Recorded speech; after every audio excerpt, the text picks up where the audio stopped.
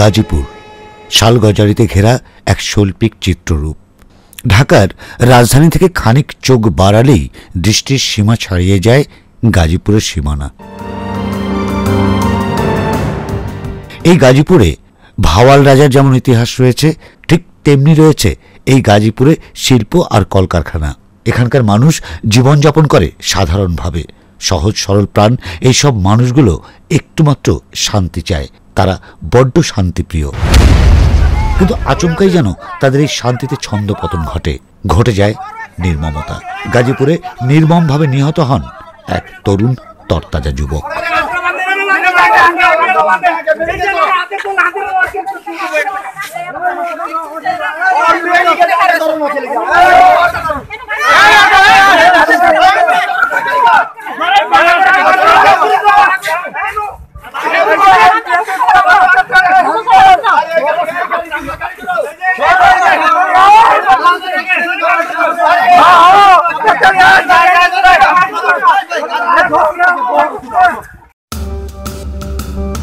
ওয়ান্টেডের এ পর্বে আমরা আপনাদেরকে নিয়ে যাব ঢাকা থেকে খানিক দূরে গাজীপুরে।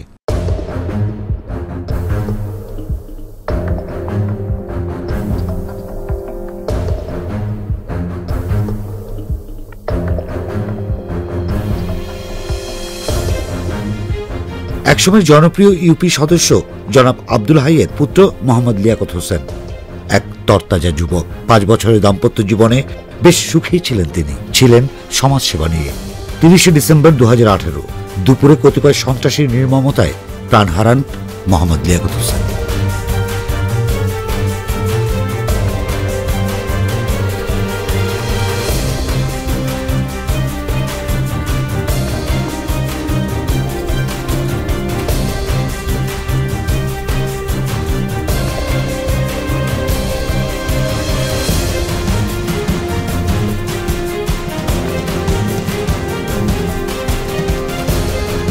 30 ডিসেম্বর লিয়াকত পরিবারের উপর যে নির্মমতার খড়গ নেমে এসেছিল, আর সেই নির্মমতায় যে কালো দাগ রেখে গেছে এই পরিবারের উপর, তা আমাদের দেখাচ্ছিলেন তারই স্ত্রী শম্পা।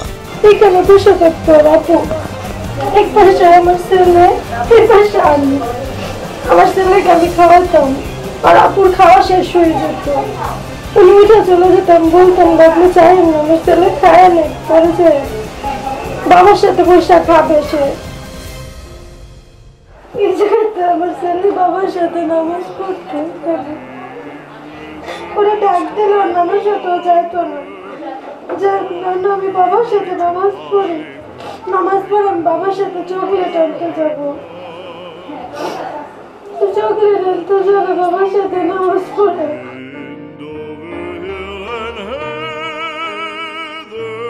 আমার বাবাকে পারে না, বলে নিচে ঢুকে বলে বাবা নাই, বাবা নাই।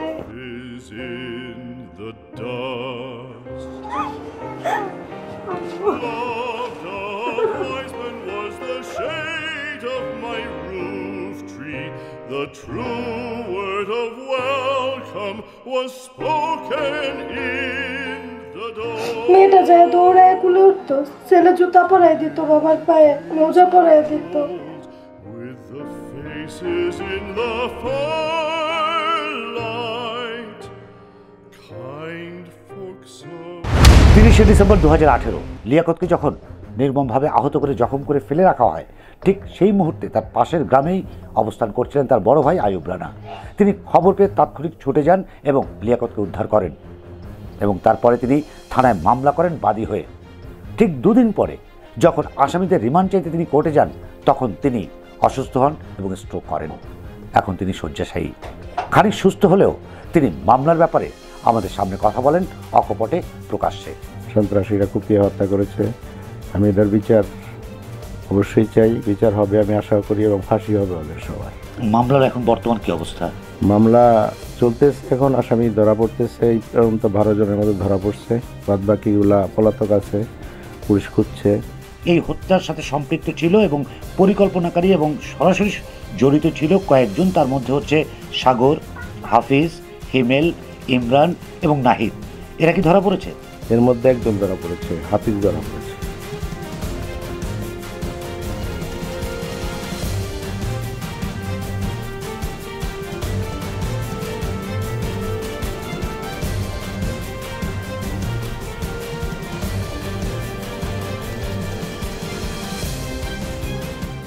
গাজীপুর মহানগরের পূব প্রান্তের শেষ সীমানা 28 নং ওয়ার্ডের হরিনাল।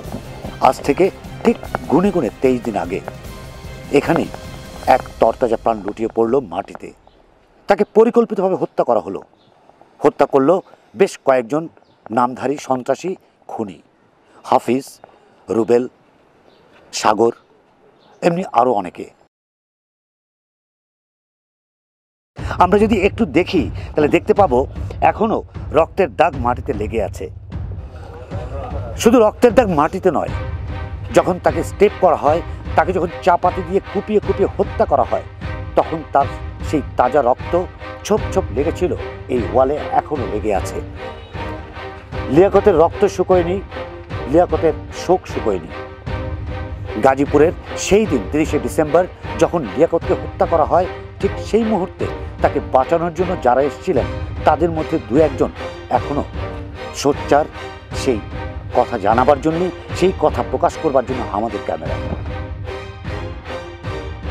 আমরা সকালে মিলা ওরা যখন অতর্কিত হামলার উদ্দেশ্যে হারিনাল ওই কোনারে দিয়া ঢুকতেছিল, তখন আমরা সবাই সম্মিলিতভাবে তাদেরকে বাধা দিই। বাধা দেওয়ার পর ওরা গুলি করে, যার কারণে আমরা সবাই ছত্রভঙ্গ হয়ে যাই। পরবর্তীতে এই যে লিয়াকত ভাইকে একা পাইছে, ওনারা পাইয়া এই যে এই সন্ত্রাসীরা ওনাকে কোবায়া হত্যা করছে। ওই যে তার মধ্যে যে সাগর ছিল, ছোট তুহিন বলে, ওরা ছিল। তখন অতর্কিতভাবে আসে, ওখান থেকে বেরিয়ে আসে হিরু নামের এক ছেলে, আমাদের হারিনাল দক্ষিণ পাড়া। উনি আইসা প্রথম আঘাত করে আমাকে। আজও সেই স্মৃতি ভুলতে পারতেছি না। আমরা একসাথে নামাজ পড়েছি জোহরের, নামাজ পড়ে লিয়াকত আমাদের সাথে খানা দানা করবে। ঠিক এই সময় ওরা পশ্চিম দিক থেকে ধেয়ে আসছে। এই সময় ওরা দৌড়ে আসে লিয়াকতকে নির্মমভাবে, সে আজও আমি বলতে পারতেছি না। আমার ছোট ভাই যে নামাজ পড়ে দুপুরে খাওয়ার সময়টাও তাকে দেয় নাই, শুধু লিয়াকতকে না, আরও দুটো ছেলে এখানে নির্মমভাবে আহত। আমি তাদের অবশ্যই ফাঁসি চাই। কতিপয় অসুস্থ মানসিকতার উশৃঙ্খল যুবকের নির্মম তাণ্ডবে অকালে ঝরে গেল লিয়াকত হোসেন। মাসুদ রানা ইরশাদ লিয়াকত হোসেনের সর্বকনিষ্ঠ ভাই, একসময় জনপ্রিয় ইউপি সদস্য মৃত আব্দুল হাইয়ের সবচেয়ে ছোট ছেলে। ওই দিনের আগের দিন রাতেবেলা আমাদের রথখোলার যে ভোট কেন্দ্র আছে সেখানে আমরা আওয়ামী লীগের অফিসে বসে কথা বলতেছিলাম। তখন লিয়াকত ভাই আসলো। পরে লিয়াকত ভাই এসে আমাদের সাথে 10-15 মিনিট বসছে, চাটা খাইছে। পরে বললো তাহলে আমি একটু অন্যদিকে খোঁজখবর নেই বলে চলে গেল। এই আগের দিন রাতে আমার সাথে এই কথা হয়েছে। দুপুরের আজানের একটু পরে পরে আমার কাছে একটা ফোন আসলো যে সন্ত্রাসীরা আমার বাইরে আসছে, অনেক কুয়াইছে। পরে আমি বললাম যে ঠিক আছে, আমি তাহলে আসতেছি। পরে বলে আমি ফোন কাটতে কাটতে তার একটা ফোন আসছে, ওরা বললো যে লিয়াকত ভাই হসপিটাল নিয়ে গেছে, আপনি হসপিটালে যান। পরে আমি সাথে সাথে হসপিটালে গেলাম।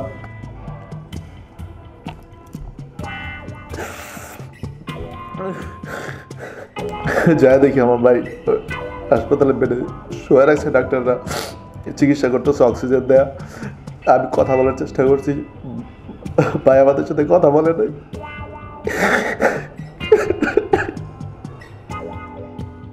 ডাক্তার এসে সাথে সাথে অ্যাম্বুলেন্স উঠাইলো, উঠে বললো যে ঢাকা নিয়ে যেতে হবে। ঢাকা নিয়ে গেল। 5-6 মিনিট পরেই আমাকে একটা ফোন আসলো, একটা ছেলে ফোন দিয়ে বললো যে ভাই লিয়াকত ভাই তো আর নাই। আজকে লিয়াকত ভাইকে মারছে প্রায় 25 দিন। 25 দিনের ভিতরে মূল আসামি যারা যারা ঘটনায় ছিল, কোপাইছে, এদের মধ্যে মূল যারা 1 থেকে 5, 6, 7, এদের মধ্যে কাউরে এখন পর্যন্ত পুলিশ ধরে নাই। লিয়াকত হত্যার মূল রহস্য উন্মোচনে এবার মাঠে নামে এশিয়ান ক্রাইম টিম। ছেলেবেলার বন্ধুরা নাকি জীবনের প্রতিটি ক্ষেত্রে প্রতিটি স্তরেই থাকে, তারই প্রমাণ হলো আর একবার। লিয়াকতকে যেদিন অতর্কিত হামলা করা হলো এবং হত্যা করা হলো পরিকল্পিতভাবে, সেদিন লিয়াকতেরই বাল্যবন্ধু খায়রুল ইসলাম সেখানে উপস্থিত ছিলেন। বাঁচাতে চেয়েছিলেন লিয়াকতকে, কিন্তু বাঁচাতে পারেননি, নিজে আহত হয়েছেন। তার মাথায় আঘাত করেছে দুর্বৃত্তরা এবং তিনি 2 দিন হাসপাতালে ছিলেন। আমরা কথা বলবো খায়রুল ইসলামের সঙ্গে, কি ঘটেছিল আসলে সেদিন। আসলে সেদিন নির্বাচনের দিনে ওখানে আমরা বসেছিলাম। তো ওরা যে স্পটটা হারিনাল উচ্চ বিদ্যালয়ের যে নির্বাচনী কেন্দ্র, ওই কেন্দ্রের পশ্চিম পাশ দিয়ে ওরা এসে হঠাৎ করে আক্রমণ করে প্রায় 100-র মতো লোক। তো লিয়াকত রাজনীতির সাথে জড়িত নেতৃস্থানীয় লোক, সেই হিসেবে ও ফিরাতে গেছে। আর ও আমার যেহেতু খুব ছোটোবেলার বন্ধু, ও ফিরাতে গেছে পর ওকে যখন আঘাত করছে, ও আঘাত করার পর পড়ে গেছে। তো আঘাতটা মাথায় যে আঘাতটা করছে বেসিক্যালি ওই ছেলেটাকে আমি চিনি না, কিন্তু পড়ে যাওয়ার পর যারা করছে তাদের কয়েকজনকে আমি দেখছি। আমার এটার মধ্যে একজন ছিল সাগর, তারপরে ছিল ইমরান নামে একটা ছেলে ছিল, রাজু একটা ছেলে ছিল, হিমেল ছিল, তারপরে তুহিন নামে একটা ছেলে ছিল, আর হলো একটা ছেলের নাম যেন কি টাঙ্গির পরের ছেলেটার নামটা মারুফ। লিয়াকতের মতো একজন লোককে যারা হত্যা করতে পারছেন তাদেরকে সর্বোচ্চ শাস্তি দিয়ে যাতে ওনারা লিয়াকতের আত্মশান্তি দেয়। আশরাফ সাহেব, লিয়াকতকে যেদিন হত্যা করা হয় সেদিন তিনিও আহত হয়েছিলেন। শুধুমাত্র বন্ধুর প্রয়োজনে, শুধুমাত্র সামাজিক দায়িত্বের কারণে তিনি আমাদের ক্যামেরার সামনে সেই দিনের সেই বিভৎস সময়ের কথা, স্মৃতির কথা উচ্চারণ করেছেন।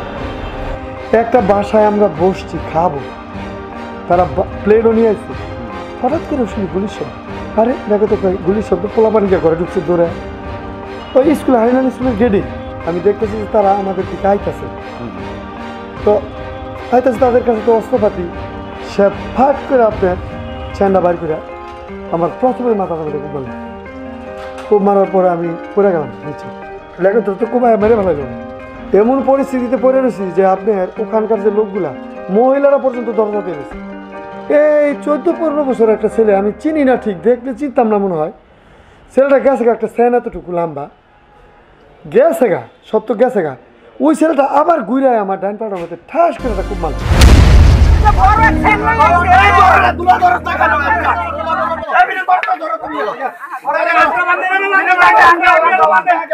দিনে দুপুরে প্রকাশ্য দিবালোকে সকলের সামনে লিয়াকতকে ধারালো অস্ত্র দিয়ে নির্মমভাবে হত্যা করা হয়।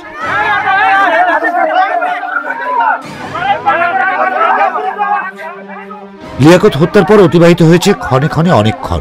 প্রশাসন অভিযুক্ত আসামিদের 12 জনকে গ্রেপ্তার করতে সক্ষম হলেও মূল আসামিরা রয়ে যায় ধরাছোঁয়ার অন্তরালে। প্রশ্ন জাগে, কেন?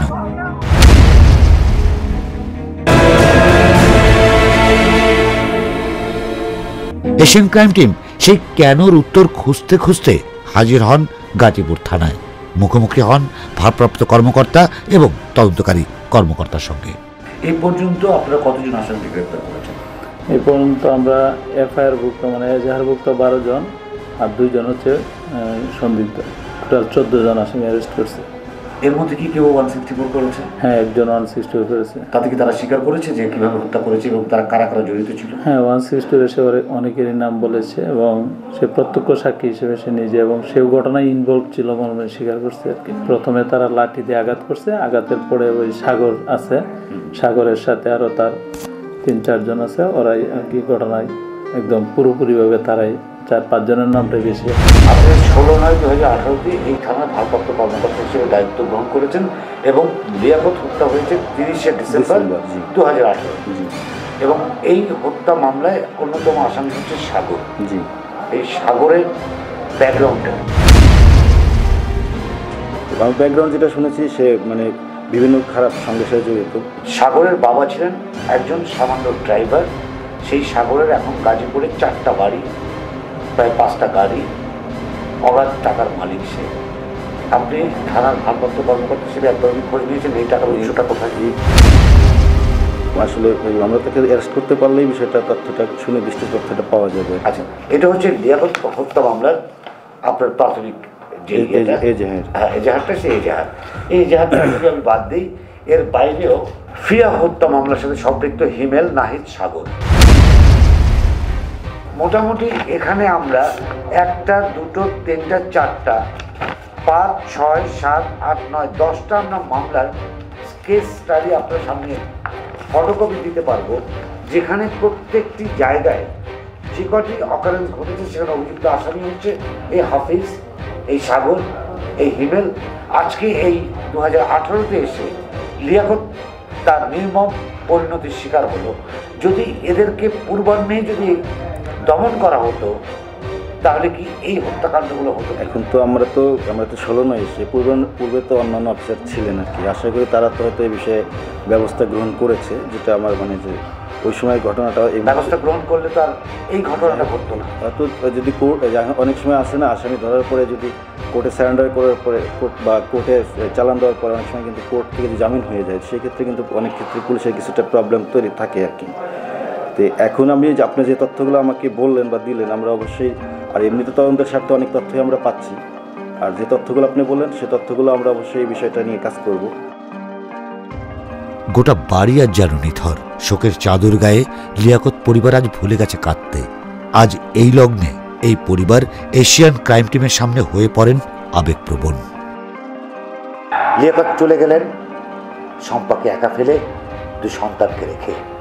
আজ যেন শম্পা বিহবল, সে যেন আজ তার সামনের জীবনের কোনো আশাই আর দেখতে পাচ্ছেন না।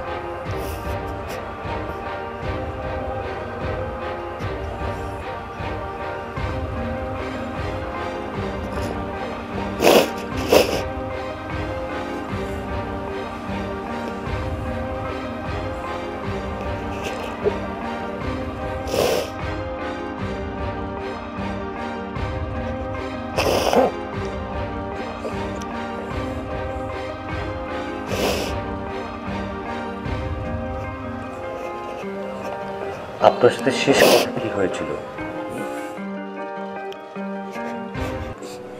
সকালে উঠে নাস্তা খেয়ে শুধু বেরোইছে যে একটু আমি বাইরে থেকে এখান থেকে ঘুরে আসতেছি। নাস্তা খাইতে বসছে, কে জানি ফোন দিছে, বললো যারা আমি নাস্তা খাইতে আসছি, খেয়ে তারপরে আসতেছি, সে বেরোবে, আমি মেয়ের দুধ বানাচ্ছি। কেমন বেরোবেন? হ্যাঁ, এইখান থেকে একটু হাইটে আসি। আমাকে তাহলে মেয়ের দুধ নাই, দুধ নিয়ে আসেন। শুধু এতটুকু কথা বললে সে বের হয়ে গেছে।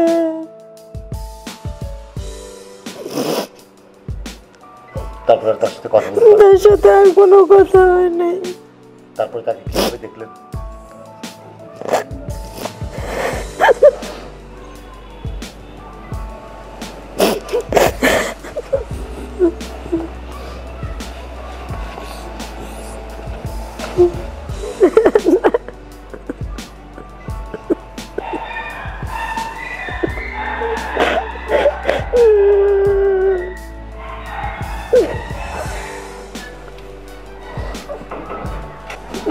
করছে টাকা ফাঁসি চাই, বিচার চাই। এমন করে জীবনে শেষ দিয়ে দিল তারা। আমার ছেলেটা বুঝে না, বাবা নাই, আমার মেয়েরা বুঝে না। একসাথে ছেলে লাগে নামাজ পড়তো, ছেলে নানু বাসায় যাইতো না, যে আমি বাবার সাথে নামাজ পড়ে না চকলেট আনতে যাবো। বাবা খুয়ায়, বাবা নাই। রাত্রিবেলা আমি দরজাটা বাড়ি দিলাম, আমার মেয়েটা কই কে, আমি কই বাবা, দৌড়ে যায় কই তো বাবা, বাবা খুয়ায়, বাবা নাই। এভাবেই আমাদের জীবন কাহনে প্রতিদিন যোগ হয় এক একটি করুণ অধ্যায়। লিয়াকত হত্যার অসমাপ্ত বাকি গল্প শোনাবো আগামী পর্বে।